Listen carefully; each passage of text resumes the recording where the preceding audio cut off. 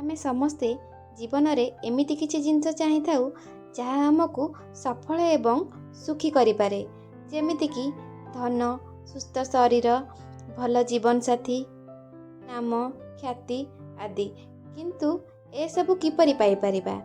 आकर्षण नियम एही प्रश्नर उत्तर देई थाए। आकर्षण नियम कहे जे आपण जहाँ भावना करती, जहाँ विश्वास करती, सेही जिनिस आपणक जीवन में आसीबो। एही नियम आम जीवन में बहुत थर घटिछि, हेले आमे केबे जानि पारु नाही। किंतु यह निरंतर भावे आम जीवन को प्रभावित करुछि। जेमिति आपण एक आईना रे देखिले निज चेहरा जेमिति सेमिति ही देखा जाए, सेहीपरि आम मनर भावना एवं विश्वास आम जीवन में प्रतिफलित होइथाए। बेले बेले आपण लक्ष्य करिथिबे, आपण जहाँ विषय रे भाबुथिबे से आसी पहुँची जाए, किंबा बहुत जिनस आमे जहाँ भाबु थाउ से जिनस घटी जाए। किंतु निजर स्वप्न को आमे केबे विश्वास करी भाबु नाहु, किंबा जदि भाबु आमर विश्वास न थाए, भाबु काले हेबो नाही, सेथिपाई से जिनस घटे नाही। लॉ ऑफ अट्रैक्शन काहेकि ना दिया आकर्षण नियम? मते लागे आम यूनिवर्स माने भगवान जे आम ए पृथ्वी को गढ़ी, को आल्ला ना दियंती तो कई बाहेगरु ये कहे जीसु, किंतु शक्ति गोटिए। यह आम समस्त एक देवत्व उपहार। यही शक्ति आमे जेतेबेले आम मनरे किछि आशा रखी सेथिपाई शुद्ध मनरे काम करिबा आरंभ करिथाउ, सेतेबेले एही शक्ति आमको सहायता करे। आपण जहाँ भाबंती सेया घटिबो। यद भावं तद भवति। यह भगवान श्रीकृष्ण द्वारा दिया जाइथिबा एक महान बाणी। एही रूपरे आमे जहाँ चाहूचु सेही जिनिस प्रति स्पष्ट भावना रखी, सेथिरे विश्वास रखी एवं ताहा पाई काम कले आमे निश्चय भावे ताहा पाई परिबा। जदि आपण चाहंती परीक्षा रे पास करिबा पई किंबा भल मार्क रखिया पई, आपण मनरे भाबिबा दरकार मु भल मार्क रखिछि, किंतु पिला भाबंती काले मु परीक्षा रे फेल हेइ जिबी। एही भावना अटे नेगेटिव। एही नेगेटिव चिंता आपण को सफलता रास्तारू दूरे देई पारे।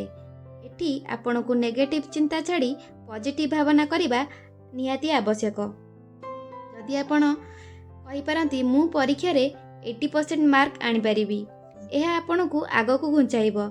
एही प्रक्रिया केवल कहि देबा नुहे, आपण को विश्वास करी पाठ मध्य पढ़िबा को पड़िबो।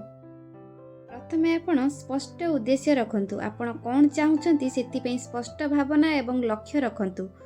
100% विश्वास रखंतु। भगवान आपण को जेपरी मध्य सहायता करिवे। केवल विश्वास कले हेबो नाही, ता मनरु अनुभव करंतु। आपण फील करंतु आपण एग्जाम पास हे सारला परे किपरि अनुभव करिवे। काम करंतु। आमे काम कले ही भाग्य चमके। अर्थात जदि आपण कौनसी परीक्षा रे उत्तीर्ण हेबाकु चाहुचंती, तेबे आपण को मन लगई पाठ पढ़िबाकु पड़िबो। जदि आपण धनी हेबाकु चाहुचंती, तेबे ता पई अनुरूप प्रयास करिबाकु पड़िबो। आपण को यूनिवर्स बहुत सुजोग देबो। अवसर ग्रहण करंतु।